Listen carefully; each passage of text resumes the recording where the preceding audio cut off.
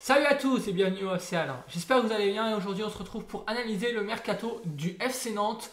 Un mercato qui selon moi est assez révélateur des problèmes de Nantes, c'est-à-dire une direction qui ne sait pas trop où elle va. Parce que pour moi le mercato est clairement un aveu de faiblesse de la part des dirigeants nantais qui avouent d'eux-mêmes que le mercato hivernal était complètement raté. Puisque bon, on va faire un petit point sur les départs. Marquinhos, le prêt Arsenal a été cassé. Adjam, qui a été recruté il n'y a pas très longtemps, a été vendu aux Young Boys de Berne pour 1,3 million. On a Hudson qui est reparti à Vasco de Gama, enfin il est parti à Vasco de Gama alors qu'il venait tout juste d'arriver pour 5 millions d'euros. On a Merlin qui lui est parti à 12 millions d'euros à l'OM. Bon lui, ça fait plusieurs années qu'il est bien sûr dans l'équipe, c'est un jeune du centre de formation. Après, on a Lamine Diack qui était arrivé cet été et qui est prêté au Colorado Rapids avec une option d'achat estimée à 2,5 millions d'euros. Donc, clairement, un aveu d'échec là aussi. On a Santon qui a été prêté à l'Hellas Vérone avec une option d'achat à environ 3,5 millions d'euros. Pareil, il est arrivé il n'y a pas longtemps. Et on a Pierre Gabriel qui est parti du côté du Dynamo Zagreb.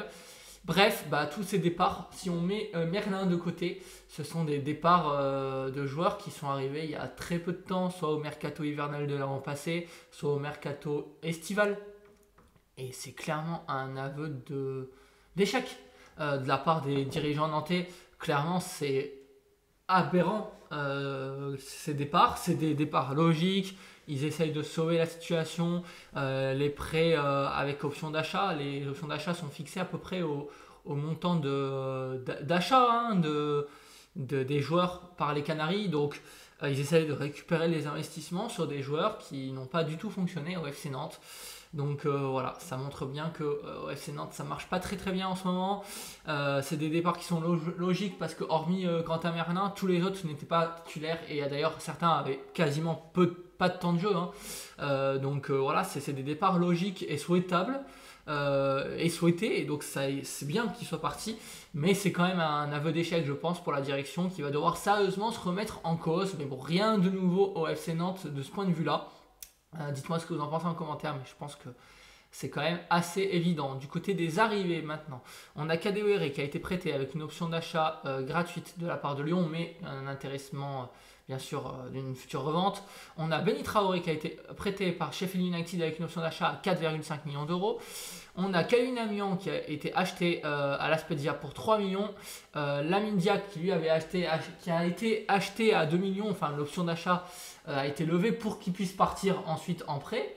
Donc lui c'est une fausse arrivée bien sûr. Et Nicolas Kozza qui est prêté par Wolfsburg pour la fin de saison, qui vient remplacer Quentin Merlin.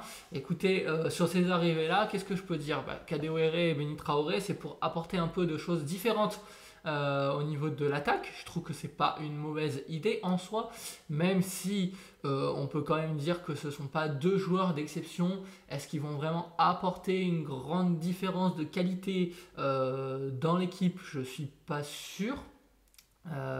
Voilà, bon, Benny Traoré est jeune, il a du potentiel, il va falloir que ça se confirme. Il n'a pas vraiment bien fonctionné à Sheffield United. Sheffield United essaye de récupérer des sous, donc je ne sais pas si c'est la recrue de l'année, on verra bien, mais c'est des recrues qui, je pense, quand même peuvent amener quelque chose de différent dans l'équipe, à condition que ça fonctionne. Kadewere, ça n'a pas fonctionné à Lyon, c'est bouché, ils ont besoin de se maintenir, donc on sait que c'était compliqué et que le club comptait plus dessus, donc forcément le fait qu'il soit prêté à Nantes, voilà, il vient pour se relancer, ça peut marcher ou pas, voilà, on verra bien. Kelvin Amian, écoutez, c'est sûr qu'avec le départ de 111 et de Pierre Gabriel, on se retrouvait avec un déficit en latéral droit puisqu'il n'y avait plus que Marcus Coco, même si Marcus Coco est bien dépanné à ce poste-là. C'est bien que Amian soit venu. Après, même si c'est un bon joueur qui connaît bien la Ligue 1, bon, quand même, l'Aspedia, ça joue le maintien en série B. Voilà, ils ont quand même mis 3 millions d'euros dessus sur ce joueur-là. Ouais, c'est beaucoup, je trouve. Après, voilà, j'espère qu'il va être performant pour Nantes, mais on verra bien. Et quant à Nicolas Kozza, c'est sûr que lui aussi connaît bien la Ligue 1. Il l'a quitté il y a tout juste un an, donc Voilà, il s'est pas imposé à Wolfsburg quand même, donc ça c'est pas un bon point. Il vient aussi pour se relancer. On a de toute façon ici 4 joueurs qui arrivent à Nantes qui arrivent pour se relancer. Donc voilà, c'est un mercato qui est assez risqué pour le FC Nantes. On voit vraiment que le FC Nantes fait avec peu d'idées, avec peu de moyens. C'est vraiment pas simple pour eux. Et bon, c'est vrai que je suis pas ultra convaincu par le mercato nantais. Nantes qui est en plus vraiment un peu en dérive en championnat parce que se rapproche quand même de la zone de relégation au moment où je tourne, c'est-à-dire vendredi. Et Nantes est 14e à 3 points de la zone rouge, donc voilà, ça craint un peu. Et est-ce que Nantes va se sauver avec ses arrivées? J'ai quand même des doutes. Il y a quand même pas mal de profondeur devant, je pense par exemple. Il y a quand Ganago reviendra de blessure. Il y a Ablin qui est très peu utilisé. Kader Bamba qui est peu utilisé. On verra ce que ça donne. Après, c'est vrai que au niveau de la défense, on a quand même des joueurs intéressants, mais la qualité n'est pas incroyable. Donc voilà, écoutez les amis, je ne sais pas ce qu'on peut penser du mercato du FC Nantes, à part que c'est un aveu d'échec pour les dirigeants, à part que les arrivées ne sont pas non plus mirobolantes, ce sont 4 joueurs à relancer. Est-ce qu'ils vont pouvoir se relancer au sein de cette équipe? Est-ce que Nantes va se maintenir en Ligue 1? C'est tout ce que je souhaite aux Nantais. Mais c'est pas gagné les amis, en tout cas on espère pour eux que ça va bien se passer.